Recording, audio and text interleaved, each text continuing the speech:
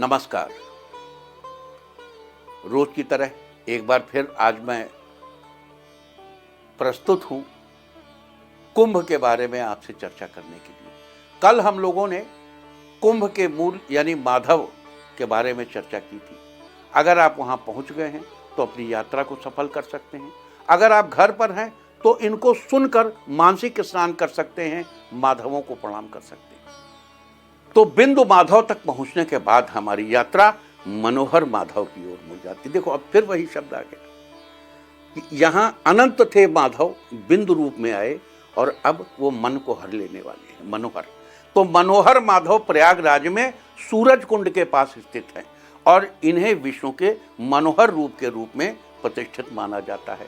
यह स्थल धार्मिक, जो व्यक्ति अनंत की कल्पना करता है, बिंदु की कल्पना करता है, अनंत की पूजा करता है, बिंदु की पूजा करता है, उसका जीवन मनोहर हो जाता है। और फिर मनोहर माधव के यहाँ पहुंच गए तो अब आप मनोहर हो जाएंगे। यह स्थल धार्मिक, पौराणिक और ऐतिहासिक दृष्टि से अत्यंत महत्वपूर्ण है। स्कंद पुराण के प्रयाग महात्म्य मनोहर माधव का मनोहर वर्णन है। सूरज कुंडे स्थले शुभ्रे मनोहर माधव स्मृता दर्शनात् सर्व पापानि नश्यन्ति दुर्गमादरात्। अर्थात सूरज कुंड के पवित्र स्थल पर स्थित मनोहर माधव का स्मरण किया गया है। उनके दर्शन से श्रद्धालु के सभी पाप तत्काल नष्ट हो जाते हैं। वहीं विष्णु धर्मोत्तर पुराण में कहा गया है, मनोहरम माधवस्य रूपम सूर्य क्षेत्रे च मोक्षदम ध्रुवम पुण्य क्षेत्रे यत्र भक्तजनाः कुर्वन्ति पूजाम सकलैः फलैः। यानी मनोहर माधव का रूप अत्यंत सुंदर है। यह स्थल सूरज कुंड क्षेत्र में स्थित है और मोक्ष प्रदान करने वाला है। यहाँ भक्तजनों द्वारा की गई पूजा सभी इच्छाओं को पूर्ण करती है। मनोहर माधव का मंदिर सूर्य देवता के साथ साथ भगवान विष्णु के अद्वितीय और सुंदर रूप को दर्शाता है। यह स्थान धार्मिक क्रियाओं के लिए अत्यंत शुभ माना जाता है। कहा जाता है कि सूरज कुंड की स्थापना स्वयं सूर्यदेव ने की थी। इस कुंड का पवित्र जल रोगों और दोषों को दूर करने में सक्षम माना गया है। मनोहर माधव इसी क्षेत्र के संरक्षक देवता माने जाते हैं। मनोहर माधव भगवान विष्णु का वह रूप हैं जो भक्तों के मन को हरने वाले और शांति प्रदान करने वाले हैं। उनकी उपासना से मनोवांछित फल और मानसिक शांति प्राप्त होती है। अब आगे बढ़ें उसके पहले अपने विषय से संबंधित कुछ जानकारी यहाँ दे दें।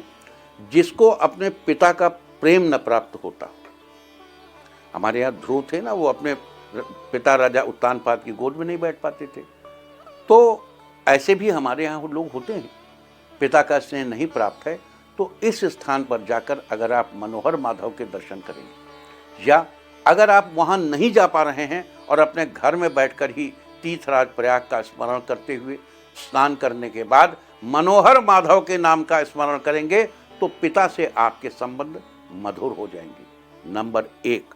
नंबर 2, अगर आपकी पैतृक संपत्ति का कोई विवाद है, पैतृक संपत्ति से आपको कुछ मिल नहीं पा रहा है, या आपको पैतृक संपत्ति न्यायपूर्वक पानी है, तो मनोहर माधव के नाम का नियमित ऐसी कुंभ में इनका जप शुरू करें और 42 दिन तक नियमित मनोहर माधवाय नमः, मनोहर माधवाय नमः, मनोहर माधवाय नमः, इस प्रकार मंत्र का जप करें।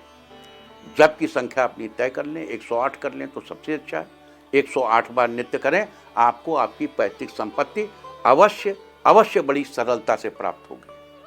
अब आगे चलते हैं। मनोहर माधव के मनोरम दर्शन के बाद चलते हैं प्रयाग त्रिवेणी से ईशान दिशा में शंकर आश्रम के पास स्थित असी माधव की ओर। असी माधव मंदिर जो प्रयाग त्रिवेणी के ईशान दिशा में शंकर आश्रम के पास स्थित है, भगवान विष्णु के एक विशिष्ट रूप का प्रतीक है। इसे पवित्र तीर्थ और मोक्षदायी स्थल माना गया है। स्कंद पुराण के प्रयाग महात्म्य में बड़े ही रोचक ढंग से वर्णन किया गया है। ईशान कोणे त्रिवेण्याः पावनम तीर्थमुत्तमम असि माधव साध्यम सर्व पापैः प्रमुच्यते। यानी त्रिवेणी संगम के ईशान कोण में स्थित असी माधव का तीर्थ अत्यंत पवित्र और श्रेष्ठ है। यहाँ भगवान विष्णु की उपासना करने से समस्त पापों से मुक्ति प्राप्त होती है। पद्म पुराण में आशी माधव के बारे में वर्णन है। आशी कुंडे हरिः स्तौति यो नरः श्रद्धयान्वितः। आशी कुंडे हरिं स्तौति यह नरः श्रद्धान्वितः जीवन मुक्तो भवति विष्णु लोके महीयते। अर्थात जो भक्त आशी कुंड के पास भगवान हरि विष्णु की श्रद्धापूर्वक स्तुति करता है वो जीवन में ही मुक्त होकर विष्णु लोक में स्थान प्राप्त करता है। जीवन मुक्त साधक होने का यही पवित्र शुद्ध स्थान है। आशी माधव मंदिर त्रिवेणी संगम के ईशान कोण में स्थित है। इसे आशी कुंड तीर्थ के नाम से भी जाना जाता है। और अब प्रयागराज में 10वें माधव की चर्चा।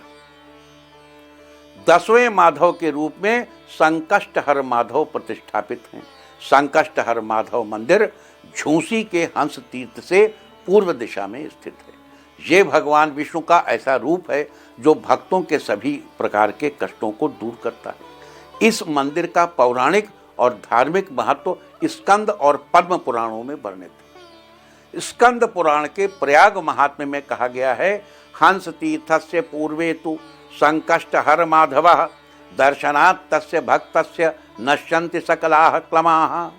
यानी पूर्व दिशा में स्थित संकष्टहर माधव सभी प्रकार के क्लेशों और कष्टों को नष्ट कर देते हैं। उनके दर्शन से भक्तों की सभी परेशानियां समाप्त हो जाती हैं।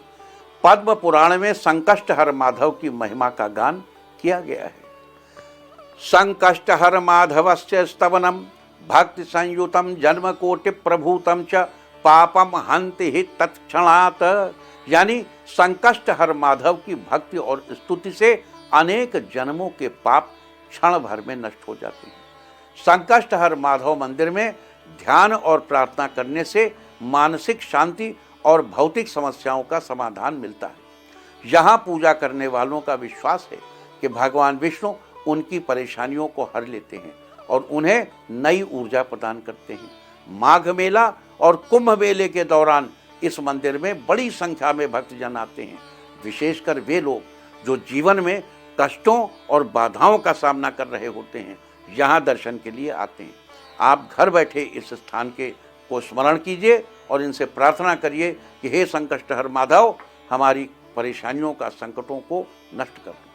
और अब नंबर 11वें माधव यानी त्रिवेणी संगम की धारा में वेणी माधव 11वें माधव के रूप में विराजमान। वेणी माधव त्रिवेणी संगम के पवित्र जलधारा में स्थित भगवान विष्णु का दिव्य स्वरूप है। इस स्थान को प्रयागराज के सबसे प्राचीन और महत्वपूर्ण तीर्थों में से एक माना गया है। वेणी माधव के दर्शन और पूजा का विशेष महत्व है और इसके पौराणिक प्रमाण शास्त्रों में उपलब्ध है। विष्णु पुराण के मुताबिक वेणी तटाक मध्यस्थम माधवम लोकपावनम यह पश्यति स पुण्यात्मा विष्णुलोकम स गच्छति। अर्थात वेणी माधव जो त्रिवेणी संगम के मध्य में स्थित हैं, लोगों को पवित्र करने वाले, जो भक्त उन्हें देखता है वो विष्णु लोक को प्राप्त करता है। दरअसल वेणी का अर्थ है गंगा, यमुना और अदृश्य सरस्वती की धाराओं का संगम। वेणी माधव भगवान विष्णु का वो स्वरूप है जो इन पवित्र नदियों की दिव्यता का प्रतिनिधित्व करता है। ऐसा माना जाता है कि त्रिवेणी संगम में स्नान करके वेणी माधव की पूजा करने से केवल पापों का नाश ही नहीं होता बल्कि भक्त को जन्म मृत्यु के चक्र से मुक्ति मिलती है। एक पौराणिक कथा के अनुसार जब भगवान विष्णु ने त्रिवेणी में निवास करने की इच्छा व्यक्त की तो गंगा, यमुना और सरस्वती ने उन्हें अपने प्रवाह के मध्य में स्थान दिया। तब से वेणी माधव त्रिवेणी संगम के मुख्य देवता हो गए। वेणी माधव त्रिवेणी की धारा में स्थित एक अदृश्य शक्ति हैं। कोई फिजिकल रूप उनका वहां अवेलेबल नहीं है, अदृश्य शक्ति है। उनकी मूर्ति या प्रतीक स्थान विशेष रूप से स्थापित नहीं, क्योंकि उनका स्वरूप त्रिवेणी की धाराओं में ही विलीन माना जाता है। वेणी माधव का महत्व विशेष रूप से माघ मेला और कुंभ मेले में देखा जाता है। इस अवसर पर लाखों भक्त त्रिवेणी संगम में स्नान करके वेणी माधव का स्मरण करते हैं। यहाँ वेणी माधव की पूजा के दौरान विशेष अनुष्ठानों का आयोजन होता है, जिनमें जलाभिषेक, विष्णु सहस्त्रनाम पाठ और दान की परंपराएं शामिल। निंदा स्तुति एक समाना, माधव का संदेश है कि निंदा स्तुति एक समाना। शुद्धि यानी हाइजीन शरीर का ही हाइजीन नहीं, मन का भी हाइजीन। मन के विचार भी शुद्ध होने चाहिए, कभी अशुद्ध विचार चित्त में नहीं आना चाहिए। विचारों की शुद्धता आपको मुक्ति के पथ पर ले जाती है। प्रयागराज तीर्थ यात्रा में आदि वेणी माधव के दर्शन को यात्रा का प्रथम पड़ाव माना जाता है। यहाँ से यात्रा आरंभ करना शुभ और मोक्षदायक माना गया है। और अब बात करेंगे प्रयाग के 12वें माधव की। प्रयाग के 12वें माधव हैं मूल माधव, जो अक्षय वट के दक्षिण में बैठे हैं। इनके बारे में मूल माधव मंदिर प्रयागराज में अक्षय वट के मूल में स्थित भगवान विष्णु का वह रूप है जो इस स्थान की प्राचीनता, दिव्यता और आध्यात्मिक ऊर्जा का प्रतीक है। यह तीर्थ स्थान अपनी अनोखी पौराणिकता और भक्तिपूर्ण महिमा के लिए प्रसिद्ध है। स्कंद पुराण के प्रयाग महात्म्य में वर्णन है, अक्षयस्य वटस्य मूलम यत्र स्थितं हरिः तम मूल माधवम भक्त्या संस्मरण मुक्ति माप्नुयात्। अर्थात अक्षय वट के मूल में स्थित भगवान हरि मूल माधव का स्मरण और भक्ति करने वाला व्यक्ति मोक्ष को प्राप्त करता है। विष्णु पुराण में मूल माधव का ऐसा वर्णन है जिसको पढ़ते या सुनते समय मूल माधव का चित्र आंखों के सामने आ जाता है। मूलम वटस्य संप्राप्तम माधवम लोकनायकम। मूलम वटस्य संप्राप्तम माधवम लोकनायकम यह पश्यति तम देवेशम समुक्तो भवति ध्रुवम। अर्थात अक्षय वट के दक्षिण में स्थित लोकनायक माधव के दर्शन करने वाला व्यक्ति निश्चित रूप से मोक्ष को प्राप्त करता है। मूल का अर्थ है जड़ या आधार। अक्षय वट जो स्वयं अनश्वरता और शाश्वतता का प्रतीक है, उसके मूल में भगवान विष्णु का निवास ये दर्शाता है कि समस्त सृष्टि की जड़ भगवान विष्णु ही है। अक्षय वट तो अनंत है, कब से है पता नहीं, कब तक रहेगा, अनंत काल तक रहेगा। उसके मूल में जो विष्णु है वो बताते हैं कि अनंतता का प्रतीक माधव ही है, विष्णु ही है। अक्षय वट का उल्लेख महाभारत और पुराणों में एक दिव्य वृक्ष के रूप में हुआ है जो अनादि और अनंत है। इस वृक्ष के मूल में स्थित मूल माधव भगवान विष्णु की अखंड कृपा और ऊर्जा का प्रतीक है। कथा के अनुसार जब भगवान विष्णु ने सृष्टि की रचना की तो उन्होंने इसे स्थायित्व और अखंडता प्रदान करने के लिए अक्षय वट की जड़ में अपने मूल स्वरूप को स्थापित किया। इस स्थान को ध्यान और तपस्या के लिए अत्यंत उपयुक्त माना गया। मूल माधव की पूजा का मुख्य उद्देश्य जीवन के मूल सिद्धांतों को पहचानना और सृष्टि के साथ अपने संबंध को समझना है। यह तीर्थ स्थान आत्मा और प्रकृति के गहरे संबंध को दर्शाता है।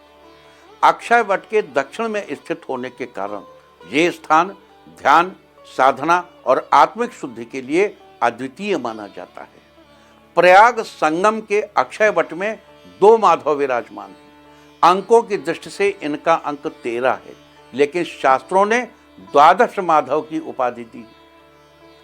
12 माधव का यह स्वरूप अक्षय वट के नीचे है।